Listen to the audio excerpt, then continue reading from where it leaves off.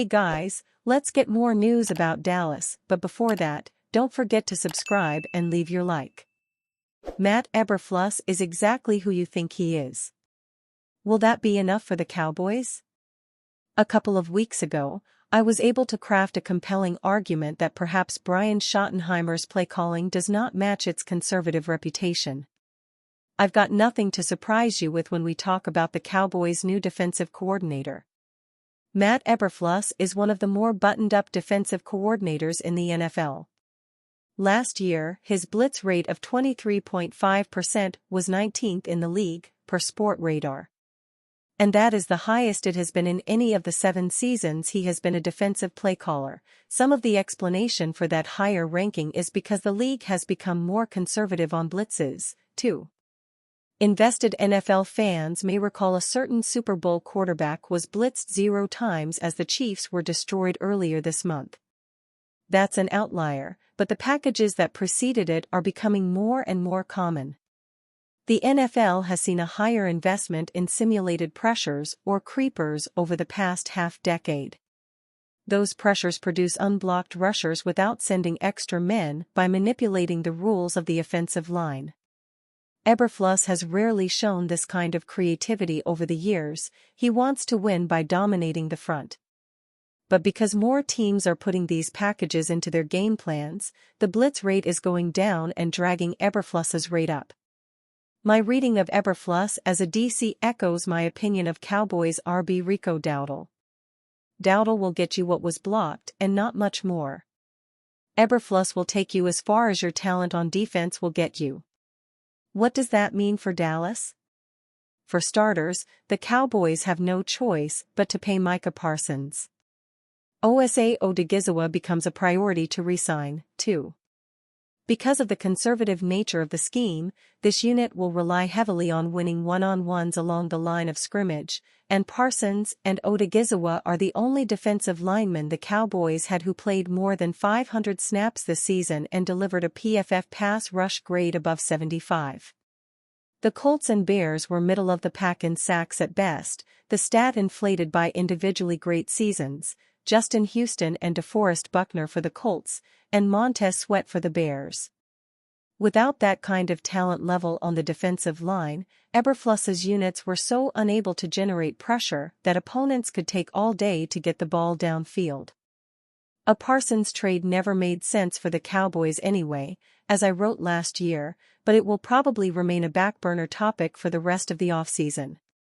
The Cowboys were unwilling to extend Dak Prescott or CeeDee Lamb until hours before the start of the season.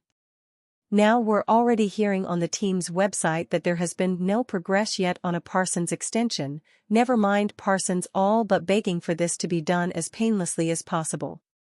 Considering the way the Cowboys have operated, I'm not optimistic anything will get done on this front until the new season is about to start. Why should I be? Odigizua is a more pressing topic. He's undoubtedly the number one priority the Cowboys have in free agency. Motzie Smith, a 2023 first-round draft pick, has been an utter failure, and Dallas has essentially nothing behind Odigizua.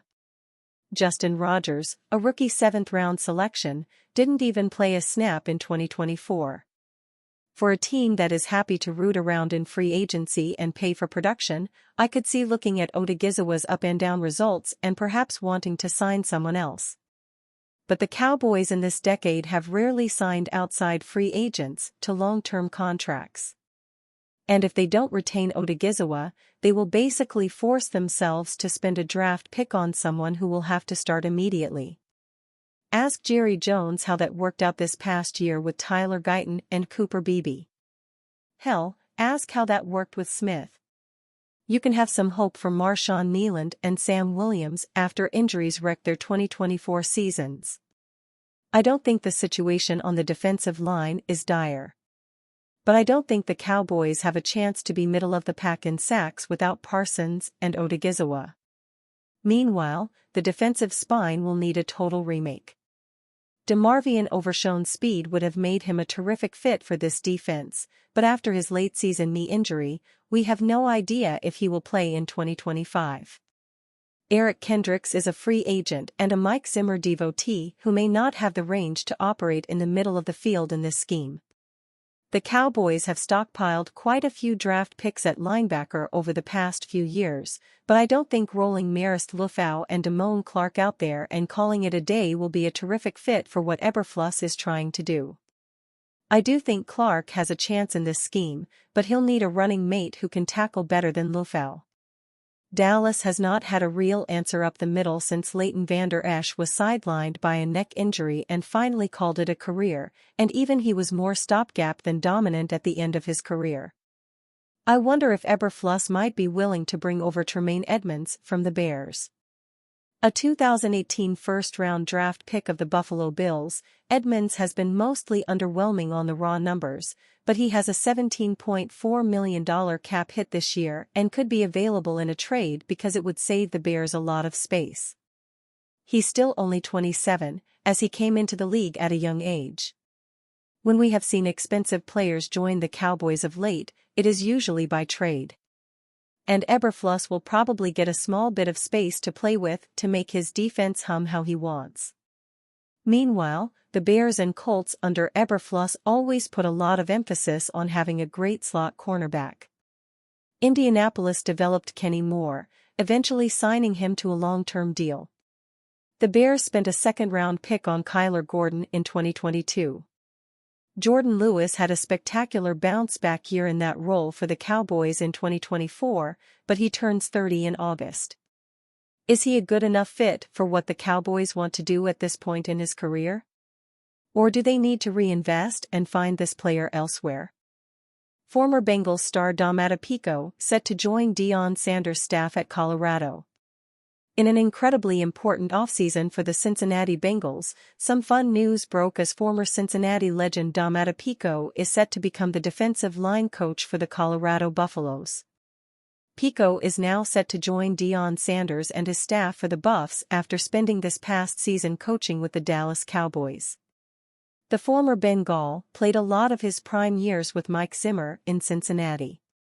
Zimmer was the defensive coordinator in Dallas last season, which explains the connection to the Cowboys for Pico. Pico spent 11 seasons in Cincinnati as one of the most popular players throughout the fan base and of course had the iconic belly dance that fans will always remember. This is also not Pico's first pit stop in Colorado after spending 2 seasons with the Broncos back in 2017 to 2018.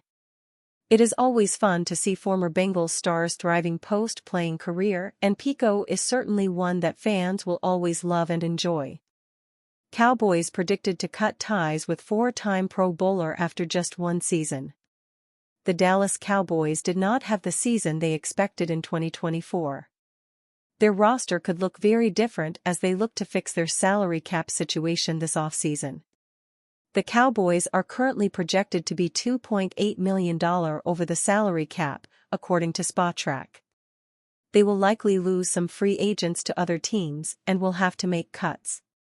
According to NFL Network's Tom Pelissero, the team already knows that Zach Martin will not be back after he announced his retirement.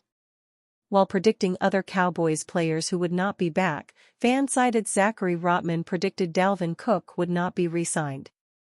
The 2024 Cowboys could not run the ball for much of the season, wrote Rotman. Dallas ranked 27th overall, averaging just 100.3 rushing yards per contest. That wasn't Dalvin Cook's fault, but he very clearly was never the solution in the backfield for Dallas. The Cowboys brought him in as depth to their subpar running back room, and let's just say there was a reason he was available when he was signed.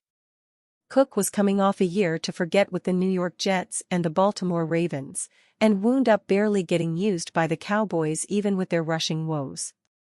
Cook was once one of the best running backs in the NFL. He is a 4-time Pro Bowler and a 4-time 1,000-yard rusher. However, he is no longer the player he was for the Minnesota Vikings. Last season, he signed with the Cowboys practice squad. He appeared in just 2 games and had 20 rushing yards. His inability to create a role on one of the league's worst rushing attacks speaks volumes. And you, fan? What do you think of Dalvin Cook's situation? Leave your opinion in the comments.